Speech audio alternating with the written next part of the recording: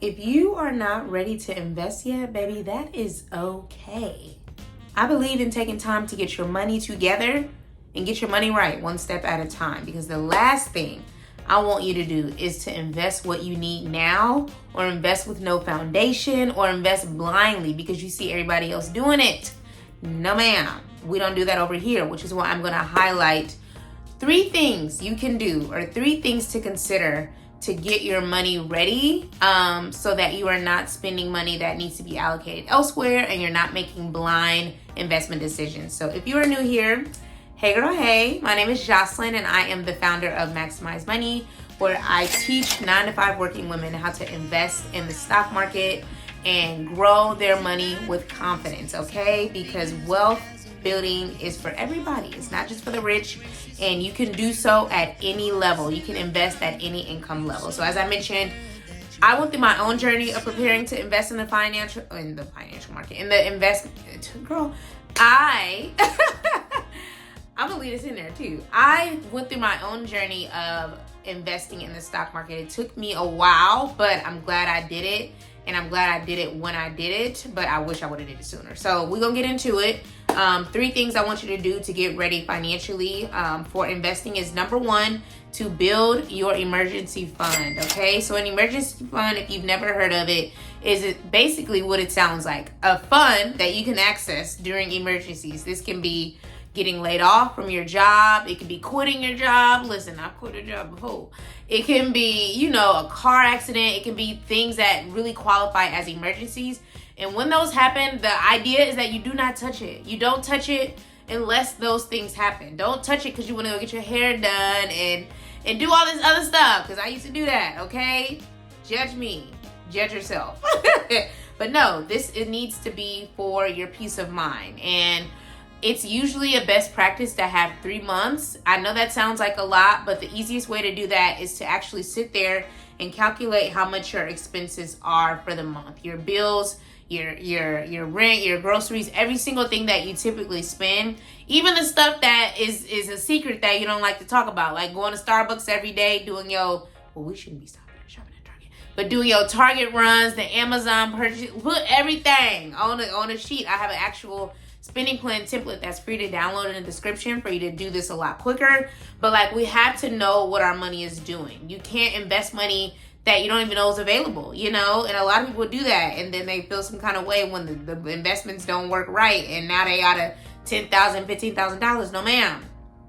Start with 3 months. If you feel like 3 months is a lot, just track 1 month, and get to a point where you have at least that 1 month worth of emergency expenses set aside. It may take you some time. It took me some time, but it becomes a good habit. That way, when you do start investing in the thing, the market does, the ebbs and flows, you won't feel as overwhelmed and pressured to pull your money out, because that's the last thing I want you to do, because you didn't even give your money a chance to grow. So what I use for my emergency fund is a high yield savings account. So essentially this is FDIC insured. It's available the same way a lot of these other savings accounts are available, but the difference is that they pay you to save. Usually there's an interest rate that we pay, if we have a car note or student loans, it can be 3% interest. With this, that 3% interest is paid to you based on whatever balance you have in that account. So that is why I love it. I've been using it for a long time. I use it for more than just emergency savings. I use it for my travel fund. I love to travel the world and be cute, okay? I had used it to save for my home, all the home buying expenses associated. Use your high yield savings account. It's free to open. There is no scamming or scheming, baby. I personally use Marcus by Goldman Sachs. I have a whole video where I actually break down kind of what this is, because I don't want to spend too much time on this video highlighting it, but I love high yield savings accounts. I'm going to pop that up on the screen, or it'll be somewhere up here. Essentially, it's a free account that pays you to do what we should be doing anyway, which is save money. So get comfortable with putting money aside. That way, when it's time for you to start investing, you have that 3 month cushion. You may start at 1 month, but the goal is to get to 3, so that if ish ever hits the fan, you don't have to touch your stocks and your investments, because that defeats the purpose. You don't pull them out until it's time to pull them out, which is we're in this for the long term. So that will be the first tip, is to build your emergency fund. Again, try to have 3 months worth of living expenses set aside before you really get serious, and build it the way I want you to build it. You know, a lot of people tell you, just put $50 in there and see what, no.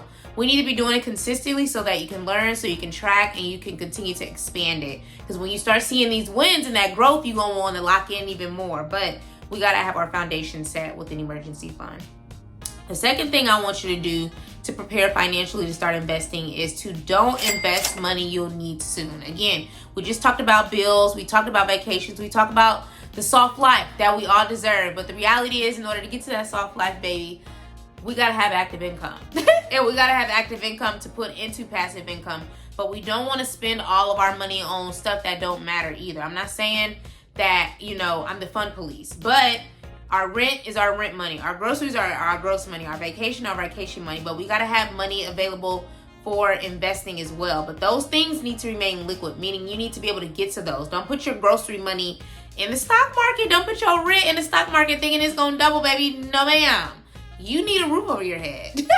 So we don't do that. We only invest the money that we don't need right now, okay? Now, we probably need every single dollar out here.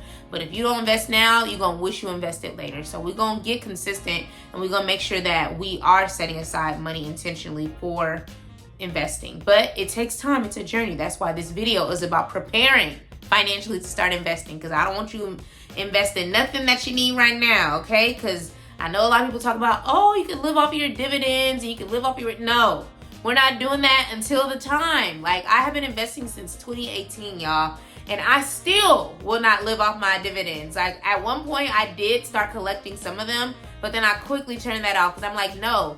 The way inflation is set up, and inflation essentially is the amount of the goods and the services that we use now increasing year after year. The inflation rate is usually around 2.9%. So that means food, cars, all the things that we need increase in price over the years, even if the value doesn't increase. So I know that if I spend that money now, my money is essentially losing value, and I want my money to keep up with the rate of inflation, okay? So the rate of inflation is usually around 2.9%, usually 2 to 3%.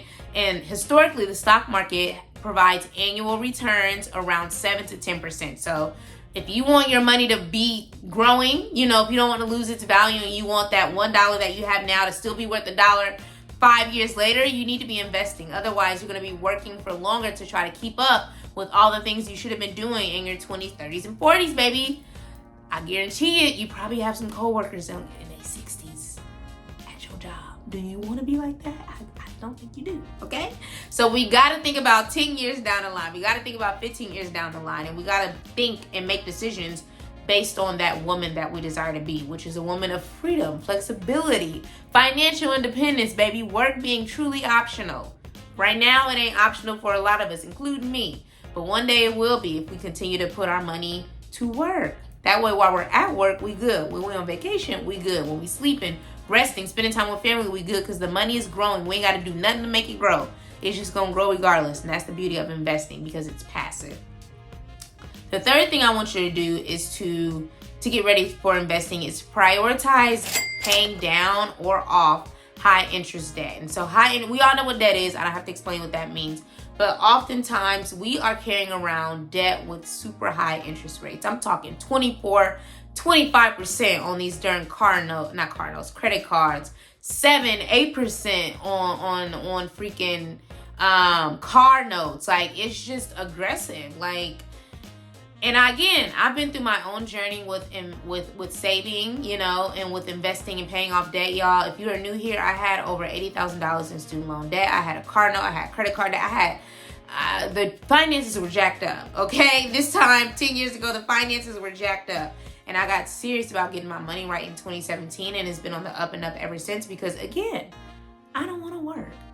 I don't want to work for the rest of my life. I'm thankful to have my job, let's be clear, but do I want to work? No, and I'm sure you don't either. So I had to get serious about my money and recognize that my habits would only keep me in this cycle of having to work for someone else, when really my money should be creating the lifestyle that I want to live and that I can confidently afford. So what I like to do, you know, as an idea is to actually focus on anything with an interest rate over 7%, you know, because that's likely costing you more than what you may earn investing, which essentially means if you are earning all this money over here through the investing, but then you have this high debt, like the debt, you can't escape it. You know, you can do forbearance, you can defer it. Like now, if this is a dire need for time, if you're not working right now or something, like, listen, this is just information for later, because I don't believe in investing when you don't have stability. But for those of you that do, you know, and you know you've been putting off this debt, I know because it was me all of my 20s. It was me all of my 20s. This is a judgment-free zone, okay? Judge yourself. I'm not judging you. Get serious about paying off your debt, because it's going to give you additional money to do the things that you want to do, to invest. I paid off all of my debt first. I probably wouldn't have done that. I probably could have kept my student loans for a little longer, but the credit cards, yeah, I needed to pay that off. The car note, I need to pay that off because all of those had high interest rates. But I'm glad everything's done, baby. It feels good to be debt free. The only debt I got is this house, and this house is making me money. So who are me to judge, you know? So I want you to prioritize high interest debt. And if you're like, okay, girl, like I'm feeling like I'm pretty good with all these three things, you know, I have my emergency fund. I don't invest money that I need. Like I actually have a little more excess that I need to be investing. You know, I have a good handle on my debt. Like I'm ready for the next step. I'm ready to get started. Then go ahead and take my free InvestHER readiness quiz. And essentially what it'll do is ask you a few questions about your mindset, your money, your motives for investing, and then I will spit out some personalized information based on where you are on your journey and give you those clear next steps on what you should be doing. Either you're already ready and it's time for you to start investing, or you're almost ready and maybe you got to tighten up a few loose ends, or maybe it's a year down the road, maybe 6 months down the road. Like the goal is to take steps. Don't just say next year I want to start investing. Don't just say I'm ready to start investing in the stock market. Like, put your money where your mouth is, babes. And I'm going to help you do that. You know, a lot of us are sitting on some cash we need to invest. We just lack the knowledge.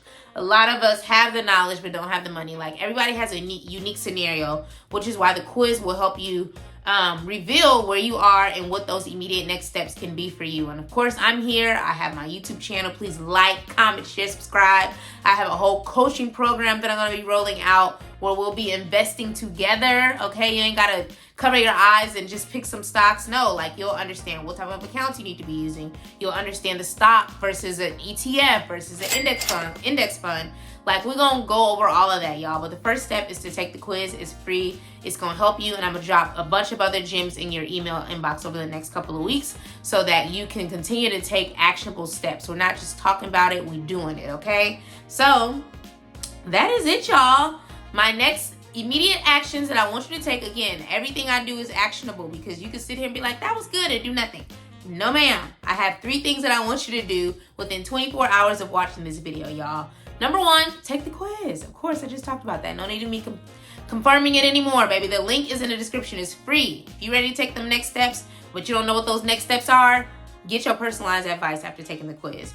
2 is to calculate how much you need per month for your emergency fund. Again, this is tallying up all of your bills, expenses, you know, get to that month and then maybe just multiply it by 3. And if you need something to kind of put all this down and it'll be automated, you know, with calculations and stuff, baby, grab my free spending plan template that's linked in the description. And then after that, I want you to also list all of your debts, especially the ones with an interest rate over 7%, y'all. This could be a simple Google sheet. It can be an Excel sheet. Like, don't overcomplicate it. Just list everything so you know where you stand. And then you'll be able to say, okay, I need to tackle this one first because the interest rate is 24%. Or this one has the biggest balance, even though the interest rate is 10. I want to get rid of that because that's going to free up more money to do A, B, and C, okay? So those are the 3 things I want you to do, okay? And I want you to report back, comment below, and let me know which one of these you prioritized, okay? And let me know if you're like, and let me know what your results are as well. If you've taken the quiz, comment below. Because I can give you some more little tea. And I'm going to give you some tea in your inbox that I can't talk about on YouTube, okay? So let me know when those 3 things are completed, okay? Ask me questions. Please like, comment, share, subscribe. And on the next video, you know, once this financial foundation is set, I'll show you how to find money to invest. Because you may be like, okay, girl, I'm in a good place with all this stuff, you know. I need to find out how I can clear up more room. I don't have the debt. I don't have all these other things. I'm going to help you free up room in your spending plan, even if it's tight, okay? So that's next week's video. So again, please keep your notifications turned on. Please like, comment, share, subscribe. And if you are new to this video and you didn't catch my last one, watch that. It's on the 4 truths, the 4 things you need to know about investing that nobody is talking about enough. I'm going to pop that up on the screen. So thank you so much for watching, and I'll see you on the next video. Peace.